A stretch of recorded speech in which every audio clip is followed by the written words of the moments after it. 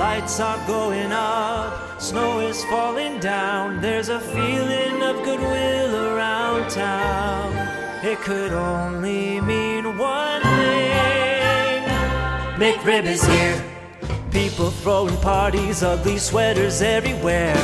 Stockings hung up by the chimney with care. It could only mean one thing. McRib is here. At participating McDonald's for a limited time. When you think about businesses that are selling through the roof, Allbirds or Skims, sure, you think about a great product, a cool brand, and brilliant marketing. But an often overlooked secret is actually the businesses behind the business, making selling, and for the shoppers buying, simple. For millions of businesses, that business is Shopify. Nobody does selling better than Shopify, home of the #1 checkout on the planet. And the not-so-secret secret, with Shop Pay, that boosts conversions up to 50%, meaning way less carts going abandoned and way more sales going... So if you're into growing your business, your commerce platform better be ready to sell wherever your customers are scrolling or strolling on the web, in your store, in their feed, and everywhere in between. Businesses that sell more sell on Shopify. Upgrade your business and get the same checkout Skims uses. Sign up for your $1 per month trial period at shopify.com/audioboom. All lowercase. Go to shopify.com/audioboom to upgrade your selling today. Shopify.com/audioboom. Hey, Crimes of the Centuries listeners. This is Amber. I hope you're having a great holiday week. Because it's Christmas, I am taking the week off, but I thought I would share with you one of my favorite episodes from Season 1. Next week, we have something special in store for you, and the week after that, we'll have all new episodes of Crimes of the Centuries.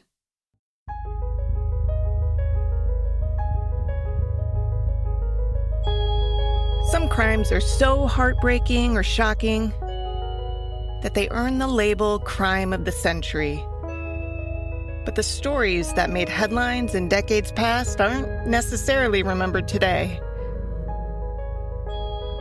I'm Amber Hunt, a journalist and author, and in each episode of this show, I'll examine a case that's maybe lesser known today, but was huge when it happened.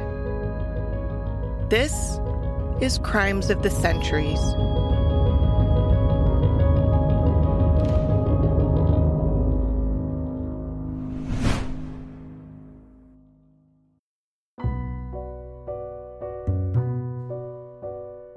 Barton Key stood in Washington, D.C.'s Lafayette Square, waving his handkerchief in the air, hoping to catch the eye of his lover. It was their signal. Well, one of their signals, anyway. Another way Key would get his lady's attention would be to hang a string from the balcony of a love nest he had rented in a poor section of town, a section no one would think to look for Barton Key. He was, after all, the son of the famous Francis Scott Key, whose poem written during the War of 1812 became the lyrics of the Star-Spangled Banner. And Barton was no slouch himself, having been appointed U.S. District Attorney of Washington, D.C., by both presidents, Franklin Pierce and James Buchanan. He had waved his white handkerchief countless times from his little spot outside of the clubhouse, where the city's rich and powerful would hang out to tell stories and drink booze, near the White House. Usually, what would happen was that Key's love interest, a 23-year-old woman named Teresa, would spy him from a window of her home and signal back something in the affirmative to let him know that she would meet him shortly. But this day, Key's signal was intercepted by Teresa's husband, who happened to be Key's really good friend. And that husband was pissed. Key didn't know it yet, but this day, February 27th, 1859, would be his last day alive. And his death would not only be one of the first trials to issue turn-of-the-screw daily updates, allowing readers worldwide to hang on its every twist and turn, but it would also trigger the very first time anyone used a temporary insanity defense in America. People might not be familiar with this. It happened 2 years before the Civil War, when a murder unfolded in Lafayette Square, near where the White House is. The case and the trial would change America forever.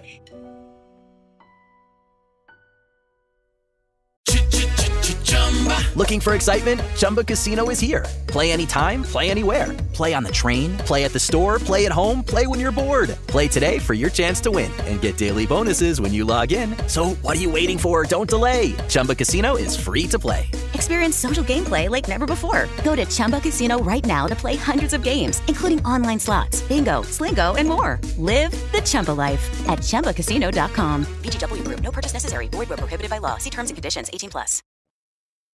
Rarely are the players in a criminal case as well-respected and well-connected as those in today's story. Francis Scott Key is best known as the writer of our national anthem's lyrics, but when he was alive, he was known first as a talented attorney. He served as the 4th United States District Attorney for the District of Columbia, an important post representing the government in cases heard in federal court. Key and his wife, a woman named Mary Taylor Lloyd when he married her, had 4 children.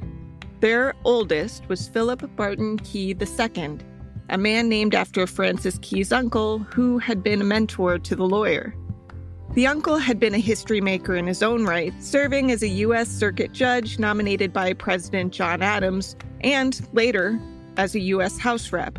To keep everyone straight, the uncle Philip Barton was called Philip, while Francis's son went by middle name Barton. Barton the son was destined to follow the professional footsteps of his father and great-uncle and became a lawyer himself. He married a woman named Ellen Swan, with whom he had 4 children, 3 daughters and a son. One day in 1855, Ellen put her hand to her chest and said, "What's this?" Then died as Barton watched on helpless. After that, Philip Barton Key was a widower and considered extremely handsome. They said he was the most handsome man in the district, and had 4 daughters. He was also just famously flirtatious. This is Lance Geiger, also known as the History Guy on YouTube. He researched the case a few years ago for his nearly 1 million followers. By all accounts, Barton had loved his wife. When she died, he told reporters he had loved her like no woman on earth, and he doubted he could ever be happy with another. He'd been widowed for about 2 years when a man named Daniel Sickles entered his life, bringing with him his beautiful wife, Teresa. Sickles was about the same age as Barton. They'd been born in 1819 and 1818, respectively. And while his father hadn't, say, written the national anthem, he was still a pretty accomplished guy who worked as a patent attorney. Sickles was raised not wanting for much, and he felt a lot of pressure from his parents. His dad could be overbearing and demanding, his mom over-attentive, but it's clear they tried to give their son the best of everything, and that included a stellar education. When Sickles was a teenager, they sent him to Glen Falls Academy, which was about 200 miles north of where they lived in Manhattan. But Sickles had a definite stubborn streak, and at the academy, he quickly started butting heads with the school's headmaster and was expelled. Instead of returning home to face his parents, he got a job at the newspaper near his school instead. There, he worked as what was known as a printer's devil. His job was to lay out letters onto a plate that would then be used to print the day's news onto newsprint. Sickles kept that job for about 1.5 years, and then came home feeling pretty confident he'd learned more valuable stuff than he would have had he stayed enrolled in school. His time getting his hands dirty with ink left an impression. He'd read so much news and had become enamored with politics. After he left Glen Falls, he returned to Brooklyn and began stumping for presidential candidate Martin Van Buren. When he decided to go to college, he lodged with the DuPont family. The patriarch, Lorenzo DuPont, was an opera librettist, meaning that, like Francis Scott Key, he didn't write the music, but he wrote the words. He's a fascinating character. I mean, this guy collaborated with Mozart.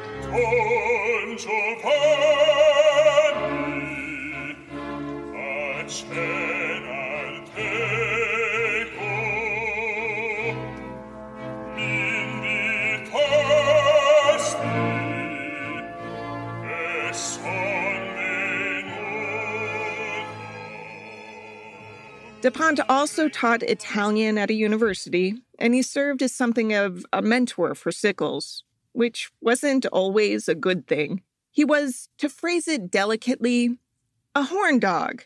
He'd lost jobs because of sex scandals, and most historians believe that he was passing off a daughter as adopted, when in reality the kid was probably biologically his, but not his wife's. She was likely born to a mistress.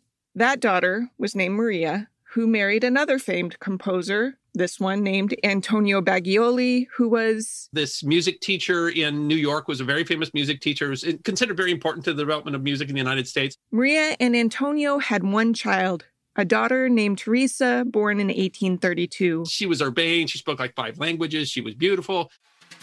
Now, all of these people lived together, the whole DuPont family, as well as Daniel Sickles. When Sickles first arrived, Teresa would have been learning to walk. Her parents treated her like she was the center of their world, which she kind of was, since she was an only child. She got excellent schooling and loved to learn. This was quite the combination, especially in the 19th century. By the time Teresa hit her teens, she was like an old soul talking with people far older than she was, and talking intelligently about music and poetry and philosophy. And she was more than just beautiful. She was reportedly mesmerizing. There are no photos of her, and I suspect that the etchings that were eventually reproduced in newspapers didn't quite do her justice, because she was described as almost otherworldly. One newspaper referenced her, quote, Italian luster and depth of eye, end quote. She had dark skin from her Italian heritage, lustrous dark hair and delicate features. One newspaper called her remarkable. I mean, by all accounts, this girl was a catch.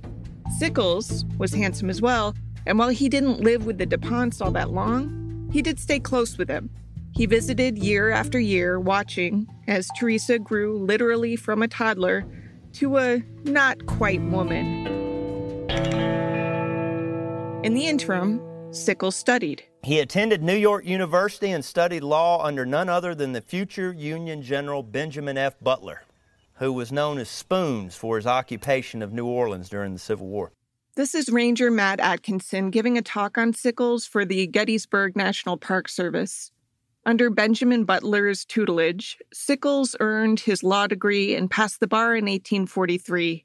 He also got involved with Tammany Hall, a notorious New York political organization that was as powerful as it was shady.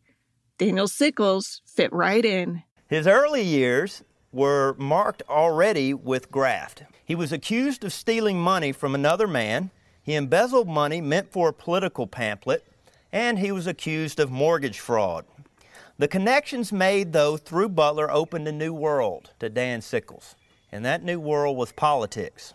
He quickly moved up the graft-plagued Tammany Hall political machine, which he literally had to fight in at different points, with knife and gun and so forth. Through Tammany Hall, he became the corporation counsel to the city at age 28, despite all those things in his background. Along the way, Sickles kept the more controversial teachings of Lorenzo DuPont in mind. Dan liked prostitutes. He especially liked one in particular named Fanny White. She was hugely famous in New York, in part because of her incredible business smarts. She ran a bordello on Mercer Street that I found cited in 1850s divorce complaints, as in, Your Honor, grant my divorce because I caught my husband at Fanny White's. Fanny fell in love with Dan, whom her servants referred to as her man. She bought him expensive suits, they ate at the best restaurants, and they drank like the kindred spirits they clearly were. Fanny's exploits with Sickles are described pretty frequently in a biography written about her. In one story, the two reportedly spent an evening drinking their way through a series of saloons before running into one that didn't allow women. Fanny threw on some men's clothes so the fun could continue. Fanny had two issues, though, that weren't easy to hide in men's clothing, so she was spotted, and the couple were thrown in jail overnight. It was her boobs. She was outed by her boobs. Sickles really didn't hide this relationship at all, nor did he listen to people who told him that it would ruin his political career. In 1846, he ran for the New York Assembly and won. He even brought Fanny to visit him in Albany and gave her a tour of the Capitol, which caused quite a scandal. And here was a prostitute in the Victorian era rubbing elbows with lawmakers. Problem was, anyone who admitted recognizing her would have to admit they knew her from rubbing other things. So Sickles got away with it. In 1856, he was elected as a New York State Senator. He must have been incredibly charming because he made a lot of really powerful and dedicated friends. The lawyer-turned-politician James Buchanan, for example, loved the guy. He liked him so much that when Buchanan was appointed in 1853 as United States Minister to the United Kingdom, he tapped Sickles to be by his side. Sickles knew that many didn't approve of his extracurricular activities, but the nation's most powerful tended to look the other way, so he flat out didn't seem to care what social norms he was bucking. He was a lifelong philanderer, and one of his friends called him on it and said, "You really got to stop being so public about your affairs." And he just said, "Well, I wouldn't recommend this to anybody else, but that's really who I am." Fanny wasn't his only love interest. He had been watching Teresa mature, at least a bit. When she had reached the ripe old age of 15, Sickles homed in. He was more than twice her age when he proposed. Neither set of parents were pleased, but Teresa and Sickles seemed to be in a bit of a hurry. They got married in a civil ceremony without their parents' blessing. Then, once the families realized this thing was happening with or without them, they agreed to let the couple marry again 10 days later in a church. The date of the second wedding was September 27th, 1852. The couple's one and only daughter was born about 7 months later. It seems there was a reason for the rushed nuptials. Fanny was pissed that her beau got married and, according to her biography, she beat Sickles with a horsewhip. But his marriage didn't end his fun. He was married, and I think he truly loved this lady. I believe he did. But nevertheless, it was just a formality to him. In truth, this was true of a lot of Victorian marriages. Washington was just kind of crazy libertine at the time. I don't know if we really realize that. And I don't know how much scandal it would be today, but there are all sorts of stories where senators and congressmen were carrying on with each other's wives and affairs and prostitutes and births out of wedlock and all sorts of stuff going on. As much of a maverick as Daniel Sickles purported to be in some aspects of his life, he wasn't willing to buck this particular trend and stay faithful to his wife. And he had ample opportunity because of his jet-setting job, particularly when Buchanan asked him to be the Secretary of U.S. Legation in London. So he's married to this beautiful, intelligent, socialite woman, and he just cheats on her all the time. Now, Teresa had been an only child to devoted parents, and she was smart and beautiful and all the rest. So she no doubt was used to being the center of attention. Sickles really did seem to care for her and their daughter, Laura Buchanan Sickles, enough so that he had them move to Washington, D.C. when he was elected to the Senate in 1856. A lot of the men, and Congress was 100% men back then, left their families at home and visited places like Fanny White's on Mercer as often as they pleased.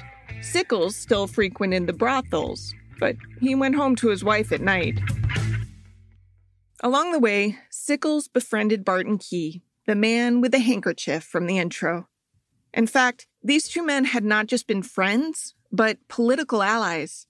Key had been appointed U.S. District Attorney for D.C. by one-term President Franklin Pierce, and when Buchanan surprised many by ousting him in the primary at the 1856 Democratic National Convention, Key assumed he'd lose his job. New presidents often clean house and bring in their own people when elected. But Key appealed to Buchanan's buddy, Sickles, and Sickles went to bat for him, helping him keep the post. Key and Sickles had a lot in common. They were the same age, they were both lawyers and womanizers, they routinely had affairs with other men's wives. You'd think this might make Sickles a little suspicious when Key started hanging out with Teresa virtually nonstop. But Key said it was innocent, and Teresa said so too, and I guess Sickles put blinders on and chose to believe them. And he believed this again and again because he was confronted with rumors repeatedly. People would say, "Hey, Barton's seeing a lot of your wife, don't you think?" Sickles asked Key about it, and Key said, "Don't be ridiculous." And you know what Sickles did? He believed him. He believed Key. This lasted well over a year. Key and Teresa were described by many as inseparable, especially when Sickles was out of town. She would have her carriage driver swing by and pick Key up, then direct that they take back streets to get where they were going. They would dance together at legendary parties Teresa was known for throwing. It was physical, of course, but probably emotional too. Anyone paying attention might have noticed that, in this day before widespread photography, the only image hanging in Key's home was a poster of a famous ballerina who was a dead ringer for Teresa. Throughout all of this, Sickles believed the relationship was chaste. But then, on February 24th, 1859, Sickles got a letter that would change all of their lives.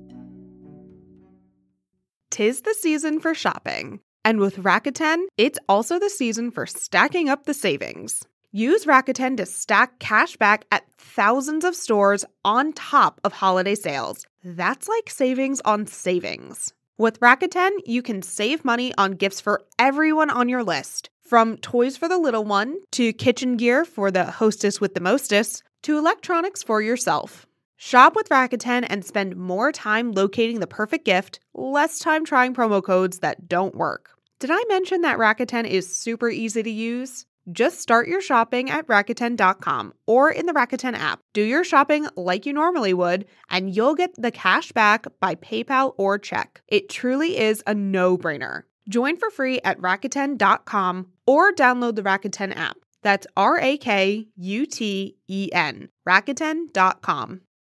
Good sleep should come naturally, and with the new Natural Hybrid mattress, it can. A collaboration between Lisa and West Elm, the Natural Hybrid is expertly crafted from natural latex, natural wool, and certified safe foams to elevate your sleep sanctuary and support a greener tomorrow. Breathable organic cotton and moisture-wicking Joma wool consistently provide cool and comfortable slumber. Every purchase helps fuel Lisa's work with shelters and those in need. Visit lisa.com to learn more. That's LEESA.com. The fateful letter arrived by messenger as Daniel Sickles readied for his day. Enclosed in a simple yellow envelope, it looked entirely benign, so Sickles tucked it into a pocket and forgot about it until later that night. When he finally opened it, he read a handwritten missive telling him intimate details about his wife and his friend. It was a gut punch.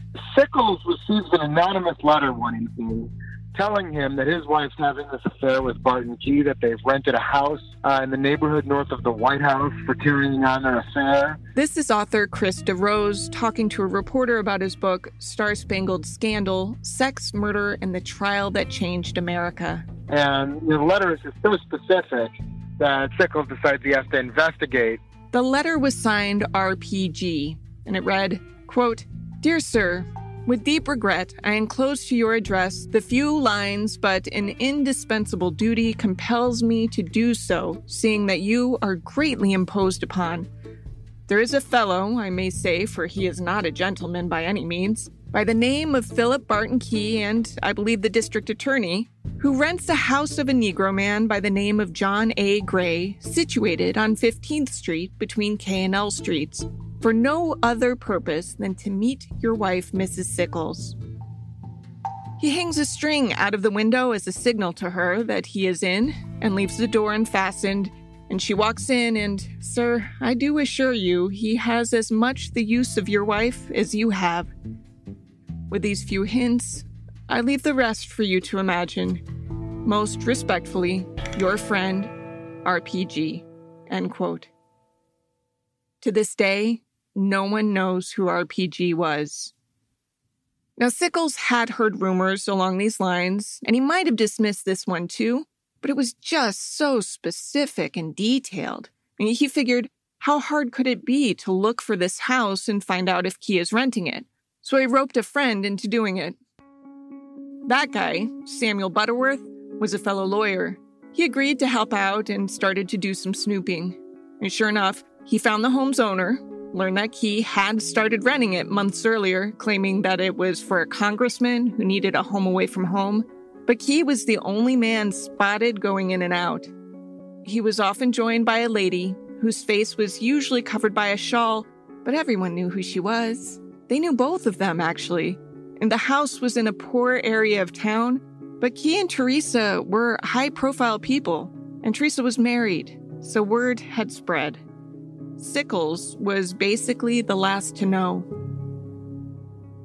He confronted Teresa. After a weak attempt to deny it, she admitted everything, and this was February 26th, so 2 days after the letter had arrived. Sickles wanted Teresa to confess in writing, so she did.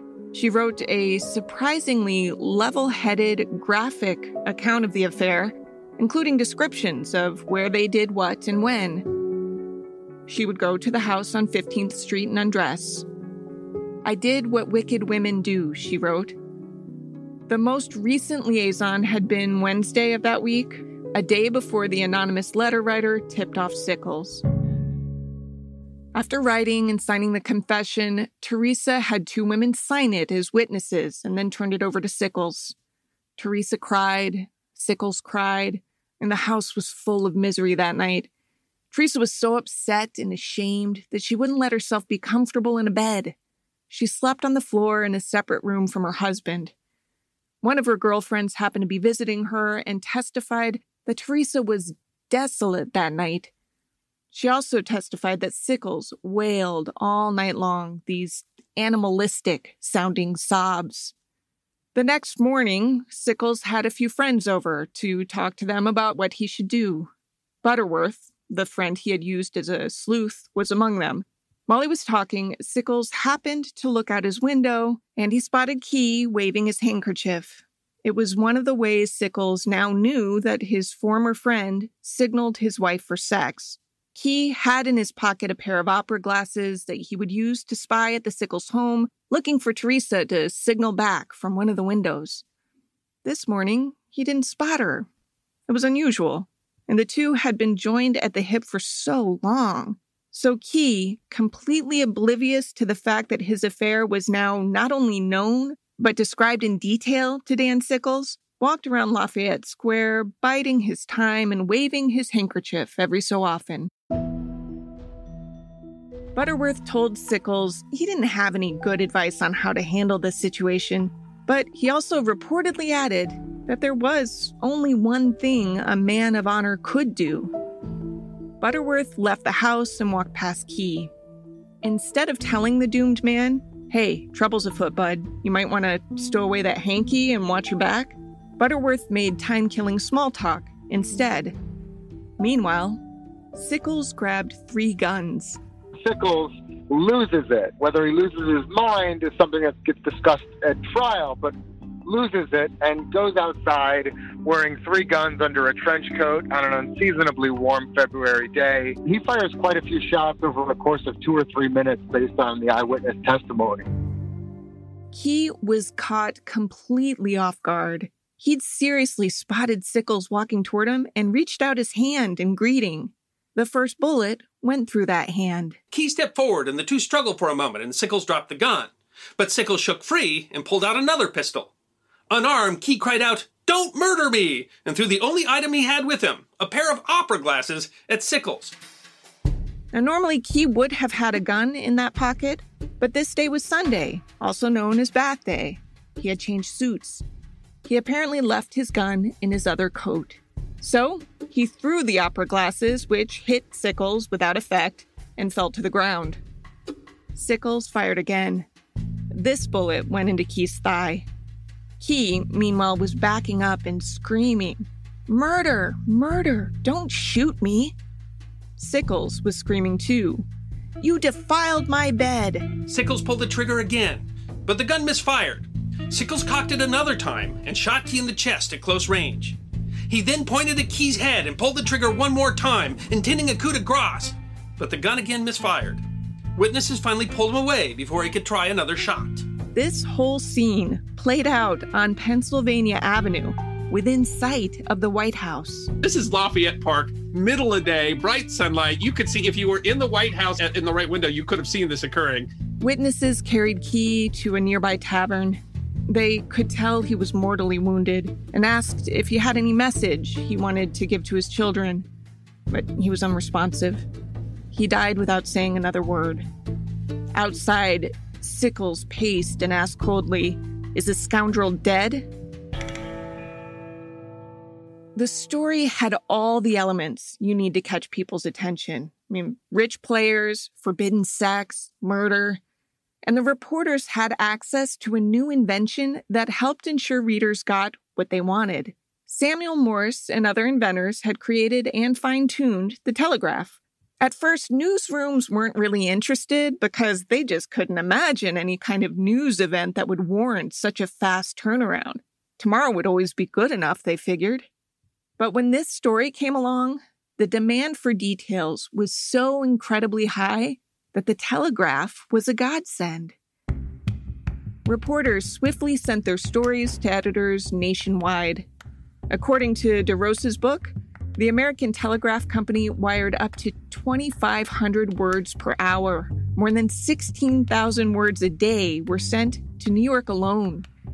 The Associated Press alone telegraphed about 152,000 words, costing the wire service about $3,600. It was the most covered event in human history up to that point. So you had the telegraph running at full speed, transmitting thousands of words all over the country. And it was the first case that we all followed at the same time as Americans, the first scandal. And that speedy dissemination meant that the case was the talk of the town everywhere. At every dinner table in America, people were debating over this case, and everyone had an opinion about it. Now, how Sickles turned himself in speaks to how connected he was. He went to the house of the U.S. Attorney General at the time and surrendered. Police arrived and whisked him off to jail, where he spent his first night in awful accommodations, reportedly waking up with his skin covered in bed bugs. Even though those were the conditions other prisoners had to endure, Sickles was moved into the jailer's office after that first night, and he was allowed visitors. Normally, this kind of crime would have been prosecuted by the U.S. District Attorney in D.C., but considering Sickles had just shot him to death, he was indisposed. Instead, a man who had filled in for Key over the years was appointed by the president, who, remember, is James Buchanan, one of Sickles' close friends. It would be the most talked about trial in the nation's history. Lights are going up, snow is falling down. There's a feeling of goodwill around town. It could only mean one thing. McRib is here. People throwing parties, ugly sweaters everywhere. Stockings hung up by the chimney with care. It could only mean one thing. McRib is here. At participating McDonald's for a limited time. Good sleep should come naturally, and with the new Natural Hybrid mattress, it can. A collaboration between Lisa and West Elm, the Natural Hybrid is expertly crafted from natural latex, natural wool, and certified safe foams to elevate your sleep sanctuary and support a greener tomorrow. Breathable organic cotton and moisture-wicking Joma wool consistently provide cool and comfortable slumber. Every purchase helps fuel Lisa's work with shelters and those in need. Visit lisa.com to learn more. That's LEESA.com.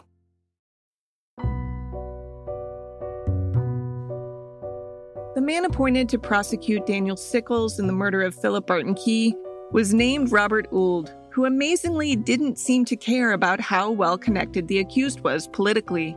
And by all accounts, it doesn't sound like he had any intention of throwing the match. He argued forcefully to keep Sickles' supposed motive, his discovery of the affair, out of evidence. But generally, the judge kept ruling against him. Ould's stance was that Sickles' motive didn't really matter, and if you let him get away with this, it would mean that anyone could kill someone they're mad at. Despite being accomplished, and even seeming pretty passionate about the case, Ould didn't have a lot of experience actually arguing criminal cases in a courtroom, and he was outmatched. He was up against some talented, defense lawyers. James T. Brady is still considered to be possibly one of the most talented lawyers ever to sit in the bar in New York State. He tried dozens of murder trials. So Brady and his partner defended him, and they brought in Edwin Stanton, who was really brought in because he really understood the Washington, D.C. scene, I think. And Edwin Stanton, of course, eventually he practiced law some with Abraham Lincoln and was in the government even at the time, but he would become Secretary of War during the Civil War. So that's the defense team going against a guy that doesn't have a lot of trial experience. The showdown was pretty lopsided. It didn't help the prosecution that the judge in the case seemed to rule in the defense's favor on almost every request. One notable exception was that the defense had wanted Teresa's handwritten confession entered into evidence. The prosecutors didn't, of course. And on this issue, the judge agreed, forbidding the letter to be shared with jurors. Sickles apparently told his lawyers he didn't want it released, but his lawyers believed it would help his case if the tawdry details of Teresa and Key's affair made their way into jurors' minds one way or another. So the defense leaked the letter to reporters, ensuring that it was published in newspapers literally worldwide. Newspapers in the UK that hadn't even written about the trial much somehow saw fit to print the confession word for word. It was the only way the defense figured they could get Sickles off. They, of course, couldn't argue that he didn't do it. It was broad daylight, there were many witnesses, and he confessed to everyone he ran into. And the defense also couldn't claim he was insane, which had been used as a defense in previous cases. In this case, Sickles couldn't plead insanity because people had interacted with him before and after the killing, and he was quite well aware of his surroundings and what he was doing. And so they argued that he was just temporarily insane. That's a very novel defense here in the Sickles case. The justice system was largely based on the United Kingdom's, and the UK had fairly recently dealt with a game-changing case of insanity. In that case, a Scottish guy named Daniel Naughton traveled to London to kill the Prime Minister because he said Tories in his country were harassing him and even plotting to murder him. To put a stop to it, he fired his gun when he thought he spotted Prime Minister Robert Peel, but it was actually Peel's secretary, Edward Drummond, who died from the gunshot 5 days later. Before Naughton, the English courts had only accepted an insanity defense if someone were obviously stark raving mad, like a wild beast. This case challenged that because Naughton could very clearly articulate why he'd killed the man. But he was also clearly delusional. A new test was born to gauge insanity. Number one, did the defendant know what he was doing when he committed the crime? Or number two, did the defendant understand his actions were wrong? It was called the Naughton test, and after being shipped overseas in 1843, its first real use in the U.S. was the Sickles case. It wasn't an apples-to-apples application because Naughton's insanity wasn't brief. He wasn't suddenly pushed to kill the Prime Minister. He'd been delusional for some time before and would continue to be afterward. Sickles, on the other hand, was just fine until that RPG letter arrived, and his lawyers argued he was fine after shooting Key as well, but not at the moment of the murder. Temporary insanity defense, because people were talking to Sickles before the shooting. They were talking to him after. In fact, he went and turned himself in Franklin Square, the home of the Attorney General. Everyone said he seemed fine. And so to argue insanity, they just say, well, it was temporary insanity, really just long enough for him to walk across this square and kill the U.S. attorney. It was, as Lance Geiger put it, literally an argument that it's okay to murder someone if you're just really, really mad. Sexism, of course, played a huge role in the case. Women were property, yada, yada, yada. A man could cheat all he wanted and his reputation would be just fine, but a woman having sex with someone other than her husband was grounds to declare her ruined. DeRose again. Everything is sort of set up against Teresa. She's denied any sort of agency in the situation. That, they sort of talk about her sort of like a child who was taken advantage of. So on one hand, she has no agency, but on the other hand, she bears all of the blame. So she's the one who gets cast out of society. You could see the imbalance in the prosecutor's approach. The prosecutor never brought up the fact that Sickles was a notorious philanderer who was doing exactly what he had shot Barton Key for. It wasn't just that he cheated on his wife, it's that he did it with the wives of other men. Public opinion was split, but not evenly. It's reflected in the newspapers at the time. More people sided with Sickles, the killer, than with Key, the killed. And so did the jury. The 12 men who heard the case agreed that at the moment he pulled the trigger, Sickles didn't know right from wrong.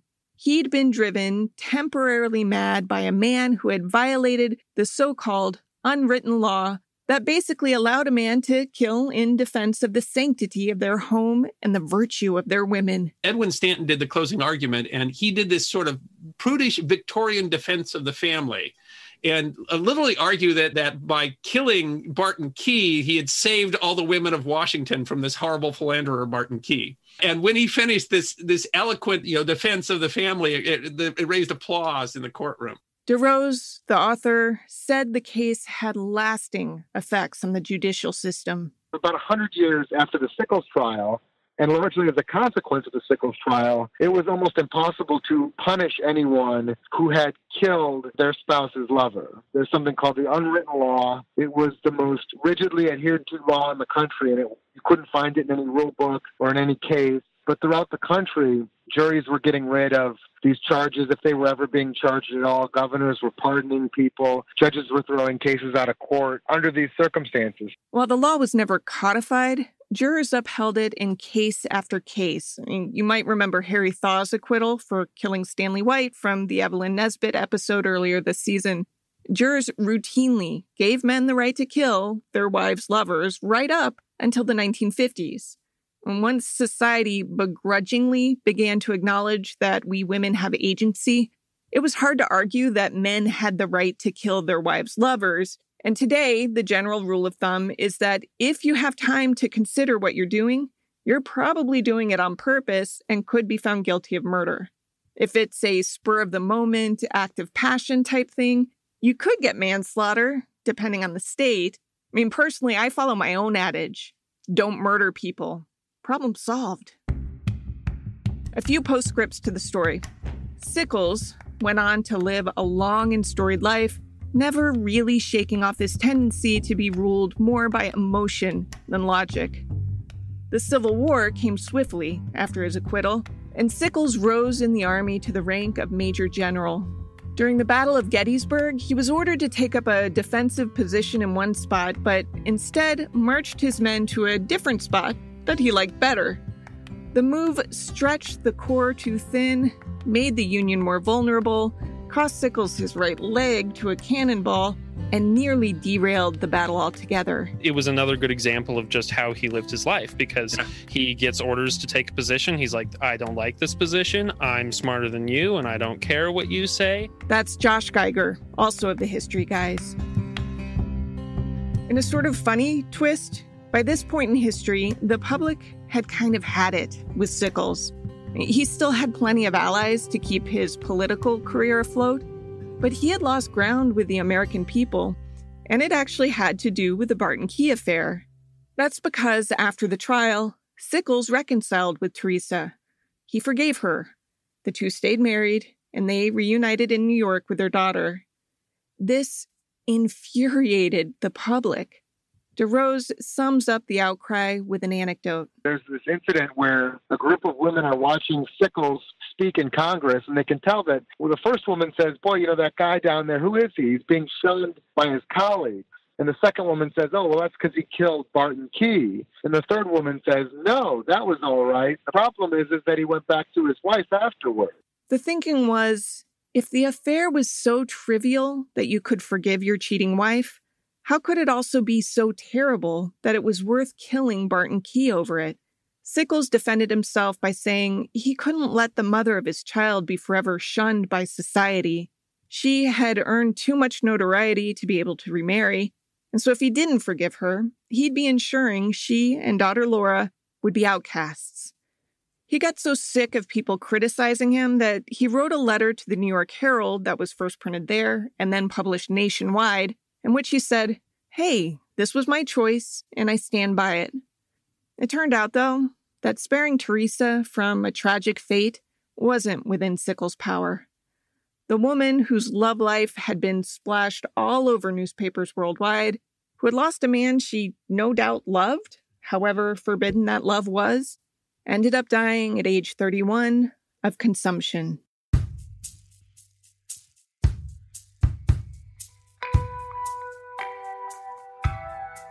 To research this story, I read Krista Rose's Star-Spangled Scandal, which I noticed gave ample credit to another book called American Scoundrel by Thomas Kennelly. I also read parts of Daniel Sickles' A Life by Gary Boulard. I used contemporary newspaper coverage as well, read more than I needed to about the Battle of Gettysburg, and saw videos of Sickles' amputated leg, which is still on display at the National Museum of Health and Medicine.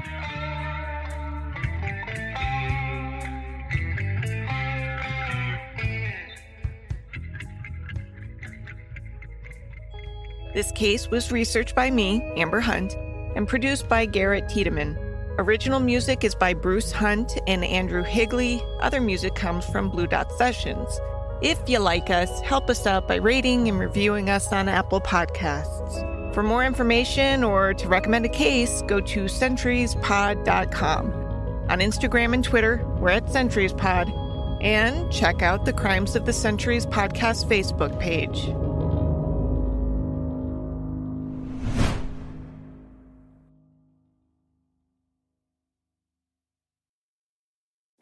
Life's an adventure. Share the journey.